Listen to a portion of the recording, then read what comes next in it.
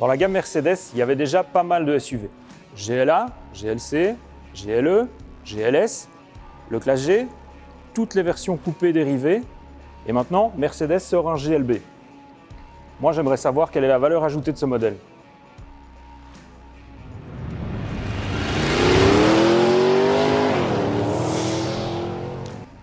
Retrouvez l'essai détaillé du Mercedes GLB dans le numéro 1729 du Moniteur Automobile. Retrouvez tous nos essais, dont celui du GLB, sur moniteurautomobile.de. Tous nos essais vidéo sont sur notre chaîne YouTube. Et maintenant, je propose qu'on retrouve Laurent qui va nous parler du GLB. Salut Laurent. Salut. Alors dis-moi, ce GLB, c'est un grand GLA, c'est un petit GLC? Qu'est-ce que c'est? C'est un peu des deux en fait, parce que tout d'abord, il repose sur la plateforme, il partage sa plateforme avec le GLA, donc la plateforme des petites Mercedes, traction avant. D'accord. Après, au niveau du gabarit, on est sur quelque chose de beaucoup plus grand qu'un GLA, à peine plus petit qu'un GLC. Donc c'est un peu entre les deux, mais plutôt plus près du GLC. D'accord. Beaucoup plus grand qu'un GLA. Ouais.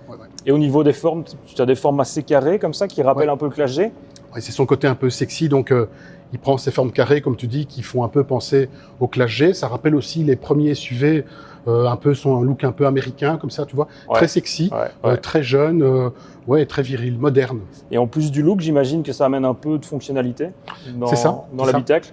Quand tu as un SUV comme ça, très long, plutôt carré, avec un haillon très vertical, ça dégage pas mal d'espace dans l'habitacle, évidemment. D'accord. Au niveau des places, tu es sur un 5 places?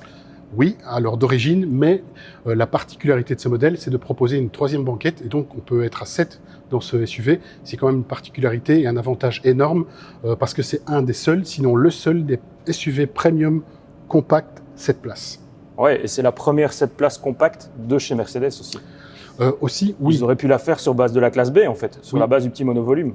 Alors c'était un peu l'idée à la base, ils ont étudié la question pour se rendre compte que finalement, au niveau du look, on était peut-être sur quelque chose de beaucoup moins séduisant que ce joli SUV. Ok, ils ont voulu faire quelque chose dans la tendance. C'est ça, voilà. Okay. C'est un produit jeune, bien viril, donc ça plaît. Ah, il a du style, ouais.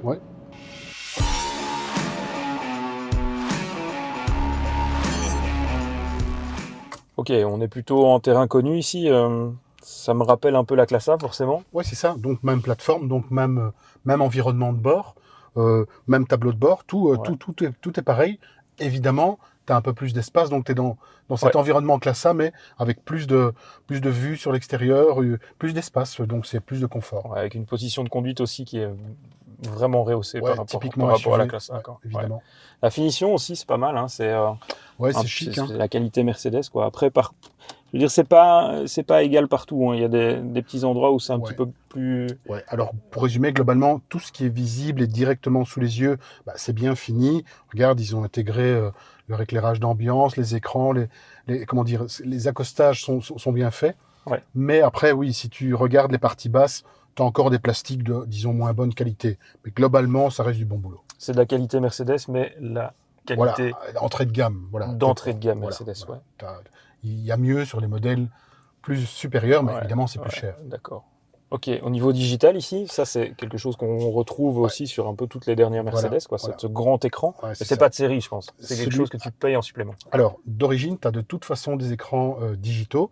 Ici, on est sur une version MBUX, le fameux système MBUX de Mercedes, donc le système le plus développé et qui est vraiment un atout de la voiture. Enfin, quel que soit le modèle des classes A et classe B, cette dalle est vraiment très réussie. Elle plaît beaucoup. Le public jeune, évidemment, raffole. Et c'est aussi très complet, c'est très bien fait, donc c'est une réussite. Tactile, hein. Tu peux y aller au doigt. Tu as le petit pavé tactile ici aussi. Tu as plusieurs modes de commande. Tu as aussi cette fameuse commande vocale. Tu peux parler avec ta voiture. On va pas l'essayer ici. Non, mais c'est très pratique. Et que ce soit pour te détendre ou pour travailler, c'est parfait, quoi. Ça fonctionne très bien. Ok, intéressant. Comme toujours, chez Mercedes, la commande de boîte est ici à droite. Pour dégager un petit peu plus d'espace ici au centre. C'est ça, tu as une belle console à l'américaine. Pour mettre ton GSM et toutes tes affaires et tes clés. Non, on a vraiment un environnement spacieux, pratique et bien agencé. Pas mal, convaincant. Ouais, c'est pas mal. On a vraiment de la place dans cette voiture. Hein. J'ai de la place au niveau des jambes, j'ai de la place au niveau du toit. C'est assez spacieux. Hein. Oui. Alors, c'est l'avantage du GLB qui est la plus grande des petites Mercedes. C'est-à-dire que sur cette plateforme, on a tiré l'empattement au maximum, ce qui dégage beaucoup de place évidemment. Surtout à l'arrière, regarde, tu as beaucoup de place aux jambes, tu as pas mal de place en largeur, tu as encore de la place au toit. Ouais. En plus, tu peux moduler tout ça parce que la banquette coulisse, les dossiers de banquette sont réglables en inclinaison. Donc, il y a vraiment une vocation familiale très poussée. Ouais, comme d'habitude, celui qui est assis en place centrale est quand même toujours un petit peu volé. Voilà, mais bon, ça, sur la plupart c'est surtout confortable pour 2, 3 en secours, voire moyenne distance, mais bon, voilà, surtout pour 2. Après, tu me parles de 7 places, mais là, moi, j'en vois que 5. Donc, Alors, tu as raison, les 7 places, ce n'est pas une obligation, ça reste une option qui coûte 900 €. Mercedes laisse le choix à ses clients parce que si tu prends cette option, il ne faut pas oublier une chose, tu perds quand même pas mal de place dans le coffre.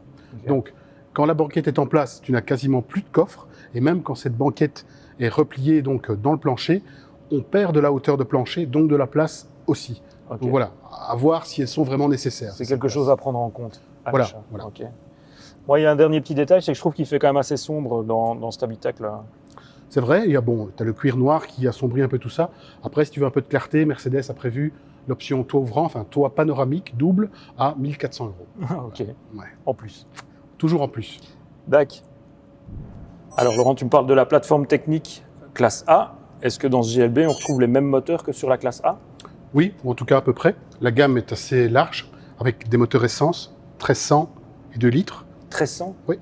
C'est pas un peu petit, 1300 pour Alors ça, c'est évidemment, oui, psychologiquement, c'est un peu peut-être difficile à accepter, mais non, au contraire, ce 1300 en 2 niveaux de puissance est tout à fait convaincant. Donc là, c'est un 1300? Non, alors là, tu as la version 2 litres, là aussi 2 versions, donc ici on a 2 litres turbo, 224 chevaux, tu as la version MG pour les amateurs de puissance qui monte à 306 chevaux. Waouh, ok. Évidemment, tu as une série de diesel, que des 2 litres, en divers niveaux de puissance, automatique ou pas, et 4 roues motrices pour certains d'entre eux. Ok, et l'hybride?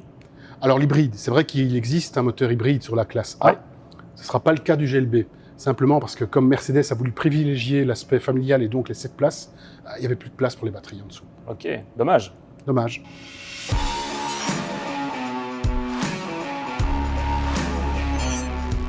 Ok, on est sur la route, alors Laurent, parle-moi un peu du comportement de ce GLB. Alors le GLB, bon, c'est familial, donc c'est assez typé confort. Hein. On a une suspension indépendante partout, mais on n'est pas au niveau d'un GLC par exemple, qui a une suspension pneumatique en option plus développée. Plus évoluée. Voilà. On reste sur quelque chose de plus classique, mais néanmoins confortable, ça tient correctement le parquet. Simplement, on dit c'est pas un sportif du tout, c'est un SUV actif, mais certainement pas un SUV sportif.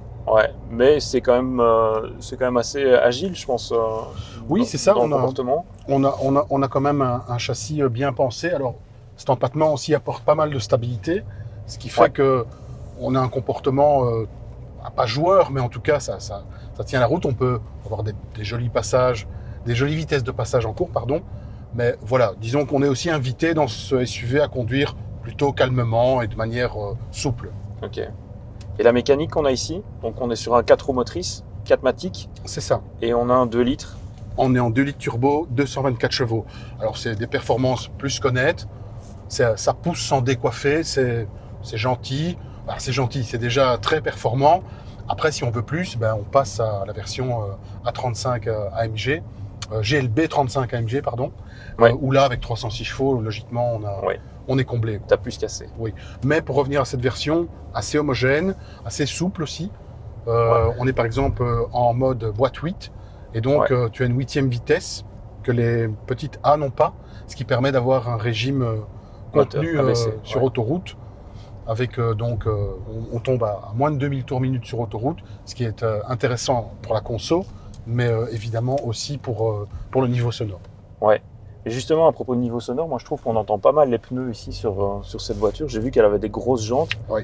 On est sur du... Ouais, on est sur du 20 pouces. Alors ça reste une erreur que je trouve que les gens commettent souvent, c'est d'équiper ces SUV de jantes trop grandes, en l'occurrence ici du 20 pouces, et il n'y a pas de secret. Ça prend vraiment une partie du confort, ça gomme une partie du confort, surtout au niveau du filtrage, et aussi des bruits ambiants qui sont assez envahissants dans ce cas précis. Après, si on se contente des routes 16, c'est beaucoup mieux, il y a une nette différence.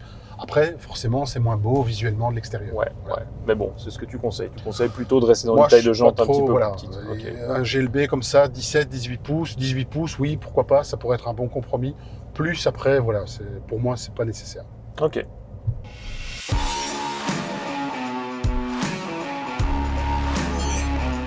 Question qui fâche. On sait que Mercedes n'est pas spécialement connu pour ses prix bon marché. Quel budget ici pour le GLB? Cher, évidemment. SUV, Premium, Mercedes, tout ça, ça nous amène dans des sphères de prix assez élevées. Bon, après, la fourchette est assez large, parce qu'on commence à 37 000 avec le 1300, jusqu'à 57 000 pour la version AMG 2 litres 306 chevaux.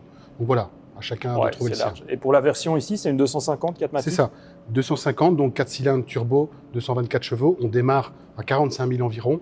Le problème chez Mercedes, c'est que comme toujours, les options font exploser le prix. Et là, tu es avec un véhicule qui atteint les 60 000 euros. 60 000 euros pour la configuration telle qu'on la voit ici? Telle que tu la vois ici, qui n'est pas une full option, mais qui est assez bien équipée. Mais bon, néanmoins, ça reste assez cher. Ça fait beaucoup d'argent pour une voiture. C'est beaucoup d'argent, oui.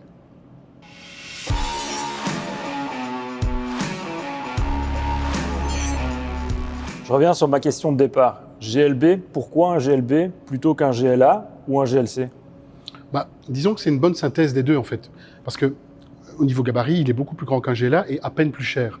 Donc là, quelqu'un qui cherche du volume, il n'hésite pas. Par rapport au GLC, on est quand même sur un véhicule plus luxueux, on est sur une autre gamme, mais on est beaucoup plus cher. Tout en sachant que celui-ci reste beaucoup plus pratique que le GLC, qui ne peut pas, par exemple, embarquer 7 passagers. Donc je dirais que la bonne synthèse, en fait, c'est celui-là. D'accord, ça vaut le prix auquel Mercedes le vend? Alors, ils ont positionné ça de manière assez intelligente et inévitablement, les gens qui s'intéressent à un GLC vont s'intéresser à ce véhicule aussi. Oui. Et ceux qui s'intéressent à un GLA, forcément, seront tentés par celui-là. Donc je dirais qu'il va attirer à lui quand même pas mal d'intérêt. Et les 7 places aussi peut-être? Et les 7 places. L'avantage des 7 places. L'avantage des 7 places, plus des aspects pratiques au quotidien, avec plus d'espace, plus de confort. C'est un véhicule très agréable à rouler. Disons que c'est, je le répète, mais ça me paraît être la meilleure synthèse actuelle dans la gamme SUV Mercedes. Ok. Dernière question. Traction ou 4 roues motrices? Alors, évidemment, je conseillerais aux gens qui habitent dans des régions où c'est nécessaire de prendre la 4 roues motrices. On prête aussi aux 4matic des vertus sécuritaires, mais disons que pour garder quelque chose d'assez dynamique et sympa à conduire, je reste en traction. Tout est dit. Merci Laurent pour toutes ces explications. Merci à vous de nous avoir suivis. On se retrouve bientôt pour de nouvelles vidéos. Bye bye.